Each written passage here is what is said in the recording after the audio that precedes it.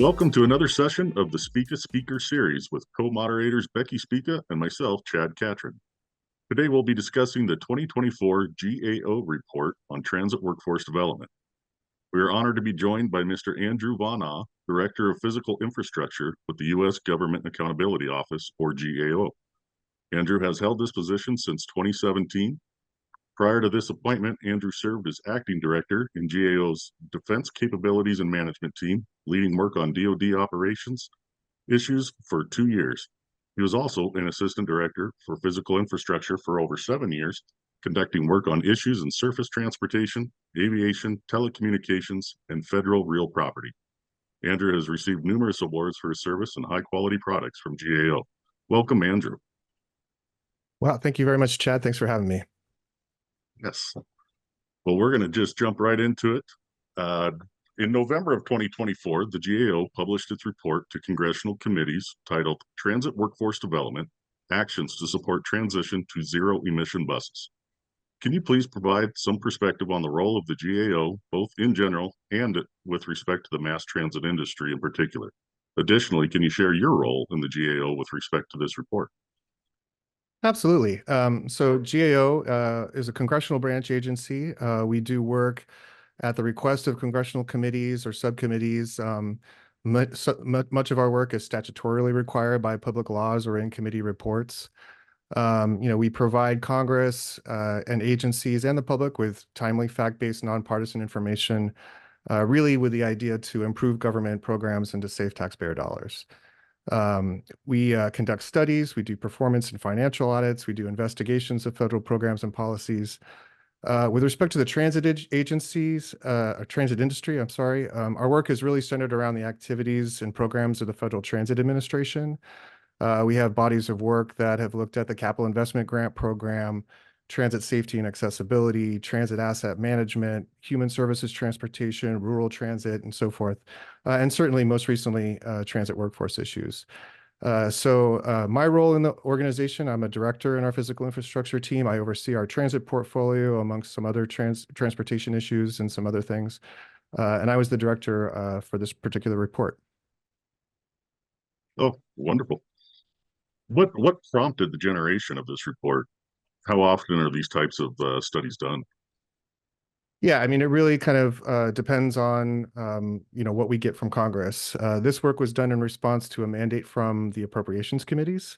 They're interested in transit agencies' efforts to transition to zero-emission buses. In particular, they were interested in how those agencies were addressing workforce issues, including kind of how transit agencies were using the 5% set aside for workforce development that was in the low and no emissions bus program, and the extent to which transit agencies were using FTA's Transit Workforce Center. So, the extent to which we do these things frequently or how frequently we do them really depends on how frequently we get asked by Congress. But sure. Yeah. Can you please give us just a kind of quick recap of your findings? Yeah, absolutely. So while this report was really about the workforce issues related to a transition to zero emissions buses, our report really found that, the workforce issues really weren't the immediate priority for transit agencies. Several key challenges really need to be addressed in the near term and were, sort of barriers to, more quickly progressing in a transition. And those things were things like, a limited supply of new buses, supply chain disruptions, insufficient infrastructure, constraints on, understanding how bus range is going to affect their transit agencies' operations, interoperability issues, a number of things. So there are a lot of barriers to transitioning in the first place, right? As well as just the cost of the buses themselves. But nonetheless, right, all the officials we met with and talked to really talked about the steps they're taking to provide training specific to zero emission buses. Clearly looking at high voltage training, making sure that there was sort of a safety, a baseline safety component to it. And that really the transitioning to the zero emissions buses most significantly changes the traditional mechanic role, making it more of a technician role that requires the use of electronic equipment and diagnostic tools and things of that nature. We also kind of focused on what FTA is doing here, right? So they're certainly providing money and funding for the buses themselves and some set aside money for workforce development. But they've also established the Transit Workforce Center to provide technical assistance to those agencies going through a transition. Got it. And so it sounds like what the transit agencies are finding is it just wasn't enough money, enough of a grant to support all of the different things that were impacted by the transition. Yeah, I'm not sure if it was not enough money. I think it's just even if the money is there, orders are slow to get fulfilled. A couple of the bus manufacturers went out of business while we were doing our work. Yeah.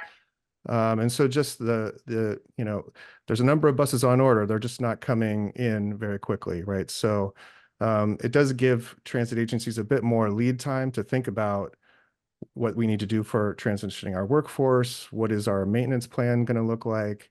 How is this going to affect our routing? All those kinds of things. I think there's sort of a longer lead time than was initially expected. Okay, sure. You said something, I'm going to jump ahead a few questions, but in the findings, do you see potential to cross-train electricians from other industries to fill that impending skill gap in mass transit? Yeah, absolutely. I think there's a lot of opportunity, and I think a lot of transit agencies are looking for those opportunities to partner with trade schools or community colleges, and looking for ways to sort of fill those gaps. But I think most of them are really kind of focusing on retraining their existing staff and using folks that they currently have in place to really sort of get their skills up to speed. So we saw a little bit of all of that. I think transit agencies are sort of, there's a need for whatever they can get at this point, because across the board, transit agencies are struggling with workforce issues and Sure. gaps and shortages across the board, right? So Sure. Andrew, I was in looking through the full report. I came across a list of the agencies that you interviewed. Obviously, they're at the part in their process where they're thinking about bus maintenance, and they're probably at the point of ordering their buses, knowing they have a lead time of, I don't even know what it is at this point, a year to get buses, longer? a couple of years, probably at this point. Years? Yeah, okay, could be depending sure. on the how things go here. Yeah, I know the manufacturing situation has been really disruptive to people's plans. But a lot of what we hear, I wouldn't say workforce is talked about as much as things like infrastructure, probably the struggles of trying to make everything fit in an older space, or they're in the process of building something new and having to get all of those things covered and thought through as soon as possible before the buses are delivered. So I guess I'm curious with the workforce development component of the Lono grant. What was the original intention? Like why workforce called out specifically? Yeah, I think it was really a recognition that there are shortages that transit agencies are already facing, and that this creates, an additional set of skills that transit agencies will need going forward, and provide sort of an impetus for the agencies to think ahead about retraining their workforce, or considering other kinds of programs, apprenticeship programs or other things, getting that training and getting training programs in place so that they can be ready when those buses do arrive, when they get their infrastructure in place, that they have the workforce to maintain them. So I think that's really what it was just to kind of, sort of spur the agencies to sort of think about the workforce, as they make this transition. Sure. How are transit agencies, collaborating with the bus manufacturers to try to ensure effective training and maintenance for the zero emission buses? Yeah, it really starts with the manufacturers, and that's kind of where the training is originating at this point, right? Because you come in, I think there's sort of two things, right? There's one is the high voltage training that's kind of a little bit more kind of across the board. It doesn't really, it's not bus specific necessarily. It's more about safety and working in a high voltage environment. It's about personal protective equipment and things like that. But when it comes to sort of the specific, what's going on with that specific bus that you're ordering, you're really dependent on the manufacturer to kind of walk you through like how to do the diagnostics here, how the whole thing works, how it's all set up. And so I think that's really where the base of the training comes from. You're really dependent on the manufacturer for starting a lot of that. And of course, you've got things that are under warranty. Some things the manufacturer doesn't even want you to necessarily do. They're going to come in and do it instead. Yeah. Okay. So has there been incentivization or financial support for the manufacturers as well on the training side? If they're now the ones that are providing that service to many? No, there hasn't, not to my knowledge. No. In the report summary, it mentioned comparing notes with like Amsterdam and London. Yeah. Why were those cities chosen as kind of the benchmarks, and what are some of the do's and don'ts that may have been learned from that experience and in the use of ZEBs? Yeah. Well, there were a number of places we considered going and talking to. Amsterdam and London both have, pretty large fleets of electric buses that make up a pretty large number.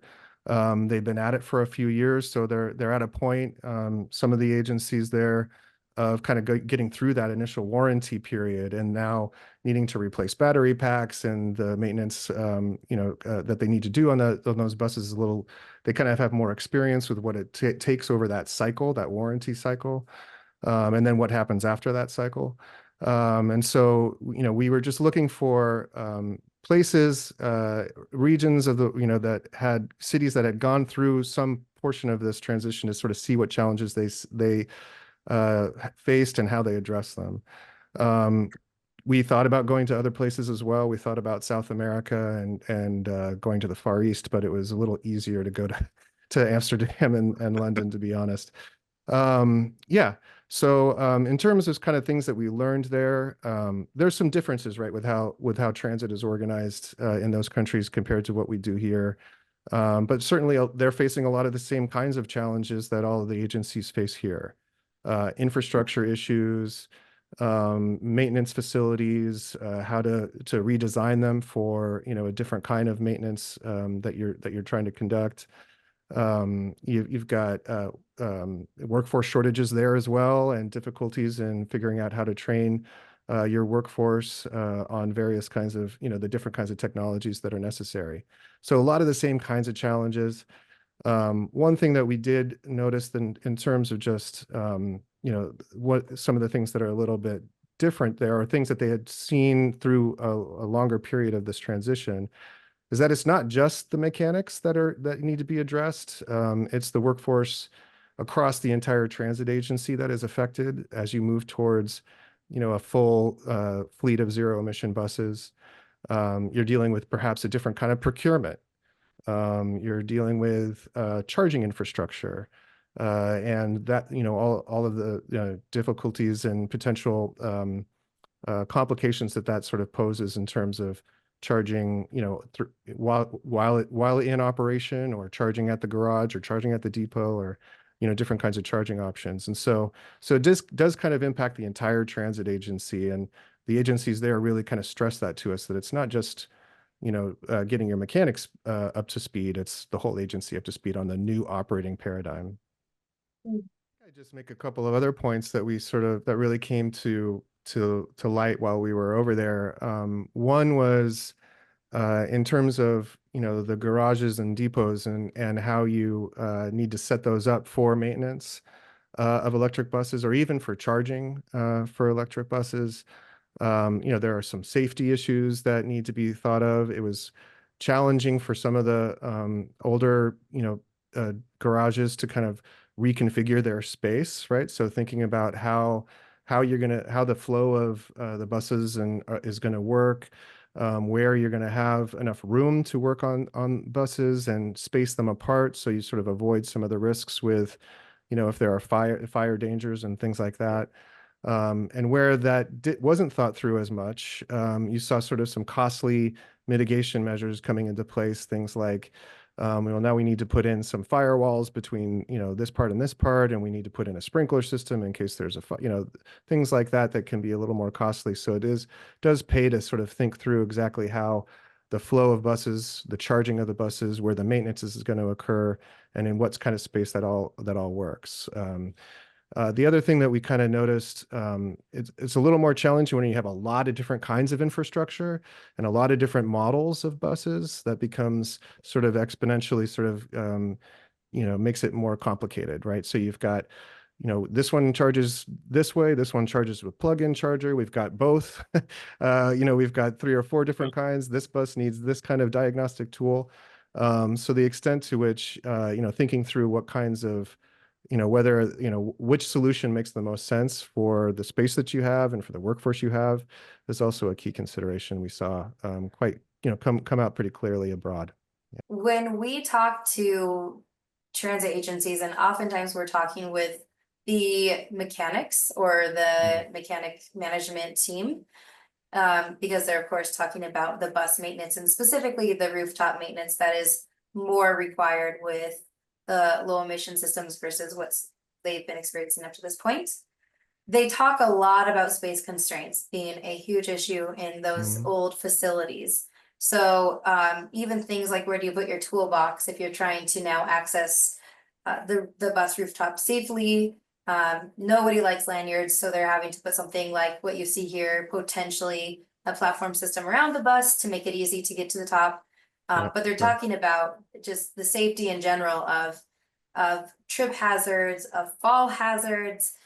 Sometimes there's some people on the staff that are a little bit more mobility challenged, and people that are trying to use lanyards, it's limiting the workforce that can actually perform the work, safely. So a lot of the conversations we have with the end users is how to kind of do the Tetris thing with the space that they have to work with. Absolutely. And we walked on a number of platforms that looked very much like that throughout the course of this engagement. And yeah, I mean, it is something that you definitely need to think through, and different models also have different configurations of where battery packs might be located. And so that's what I was talking about in terms of, you have a mix of things, it kind of makes it even more complicated to figure out, like, well, this type of bus we need this sort of equipment. This type of bus, we need a different kind of set of equipment. Yeah. So those things become, sort of just logistical challenges as you're thinking about how the maintenance is going to work and be most efficient to keep the buses on the road. What would Absolutely. be, oh, sorry. Oh, go ahead. What would be the primary reasons to have a mixed fleet? From the outside looking in with what you're saying, it makes sense to just have it uniform. So obviously there's performance considerations or like what would be the main drivers of having a mixed fleet? Yeah, a lot of it is for performance related issues, right? You may have longer routes that require a different, larger battery packs, or maybe you're going to a hydrogen fueled bus for longer routes, things like that. It also might just be generations of models, right? So the first generation had the battery pack over here, then we've made some improvements. Now we've moved the battery packs up on top. So things like of that, or if you're switching manufacturers because you got a better deal, or Sure. you're matching it to the kind of charging infrastructure that you have.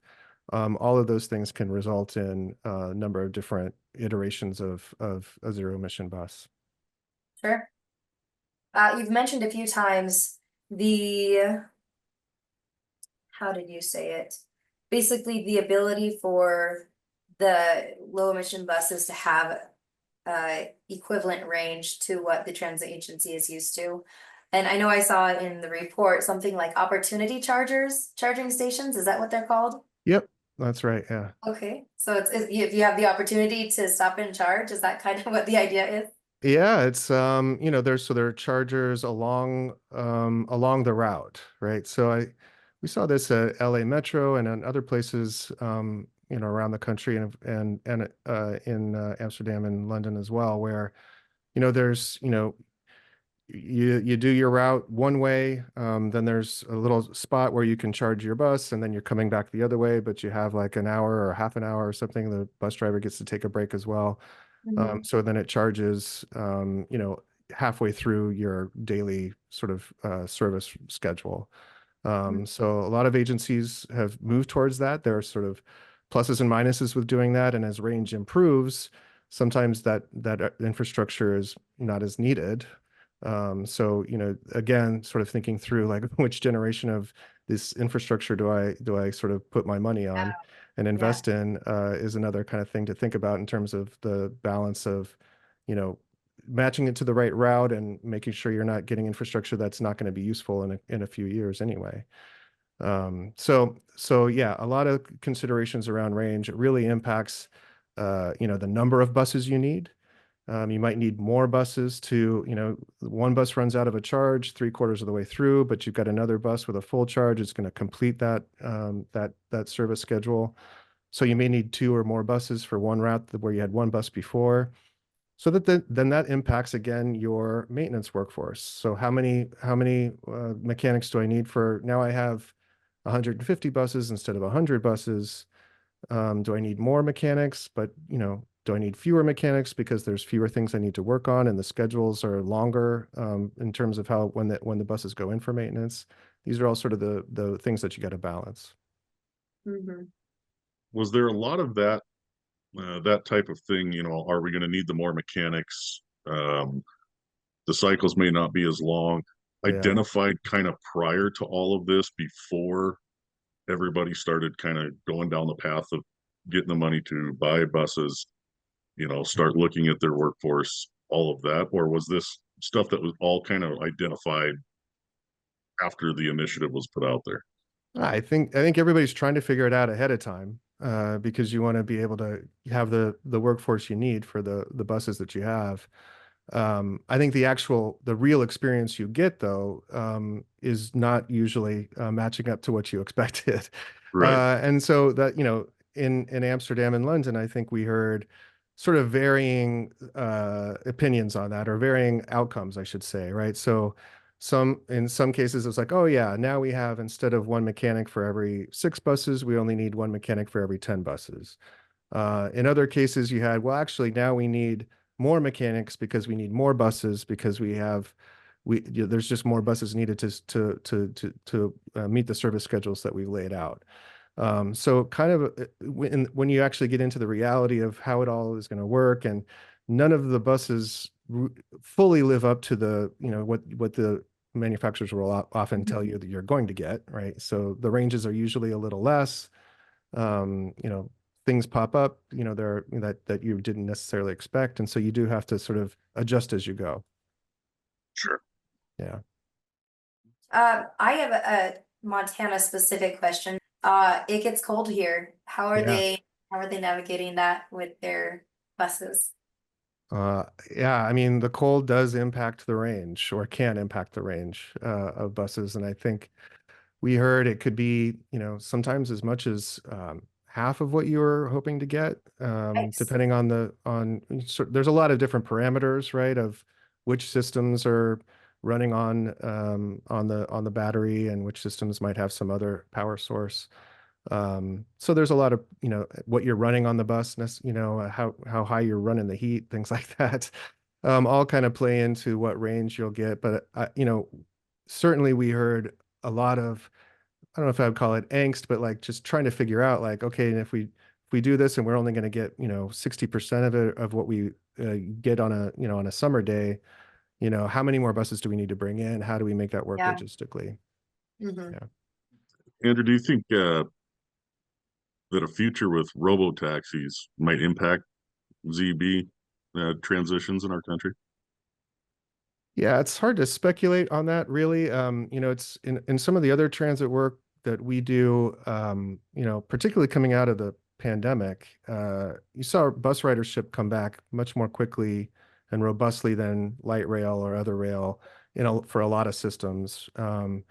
And the reason for that is because buses are serving really transit dependent populations more so than some of the other transit modes, but in a lot of places. And so, robo taxis, I was just in one in San Francisco not too long ago, trying that technology out, and it's it's kind of amazing. It's a marvel how it works. It can be costly. So I think it really kind of comes down to the extent to which that's going to, elbow in on demand for bus services really depends on cost and people's willingness to pay and accept the technology. Whether it's going to really impact the transition to zero emissions buses, I think there's always going to be a need, really, from an equity perspective, to serve that population that's really dependent on that transportation solution.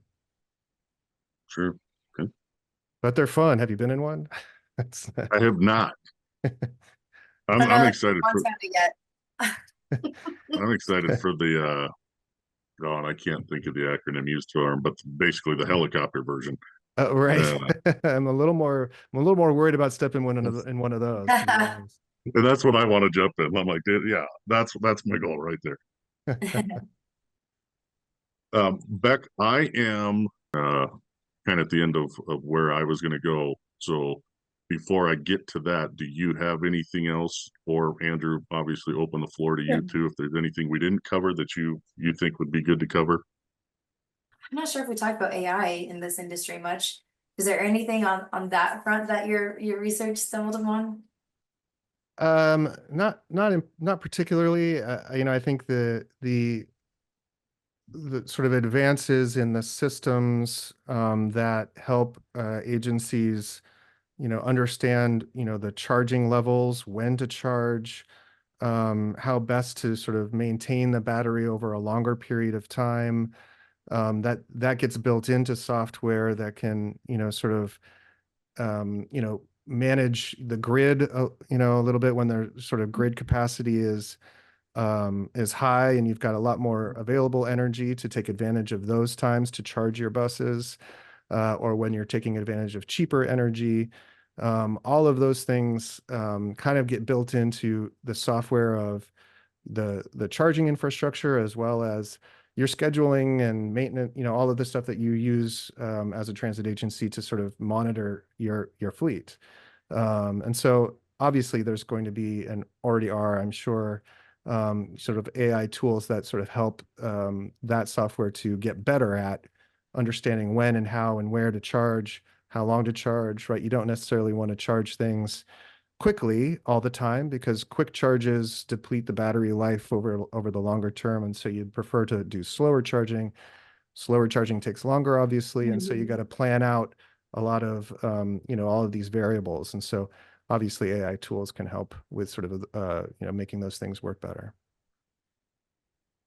Yeah, it's really it's interesting because I almost compare it, never thought of it before. And when you were speaking about it, almost compare it to a cell phone, how they tell you, kind of deplete the battery, especially when you first get the phone. You don't want to just kind of keep it charged. Now, I'm horrible about doing that personally, but those types of things. Or the other one that really struck a chord with me was grid capacity. Yeah, Now you got to make sure you've got the power available, and how much, what other entity is that affecting, the amount of power you're pulling now. Just absolutely. never really crossed my mind before. That could Yeah, be huge. and honestly, in Europe, when we were over there, like that's the biggest constraint to expanding the fleet of zero emission buses further, particularly battery electric vehicles, is the ability to get more power. There's so Sure. much demand on the grid already from many industries that all have similar kinds of goals in terms of transitioning to, sort of zero emissions operations. And so, that can back you up a year, 18 months, just to get sort of, Yeah. that capacity allotted to you. And I think, we're not quite there yet, and it really depends on what part of the country you're in, here in the U.S. But those are things to certainly take into account as the fleet starts to grow and you start to get, now you've got 2,000 buses or 3,000 buses operating. What does that mean from a grid capacity standpoint? How, where are you getting that energy? Can the utility even provide that to you on a consistent, reliable basis? Yeah. It may Yeah. not be our problem yet, but it is likely to be our problem Yeah, in some parts of the absolutely. country as the transition continues. So you had mentioned that the workforce issue is across the full agency, and as you're talking about all those things that have to be considered, who is that falling on? Because this is a new, fairly new requirement, right? For thinking through all these things that the agency hadn't had to before. Right. Is there a role that's emerging, a new role that's in transit agencies that's taking lead on this kind of development?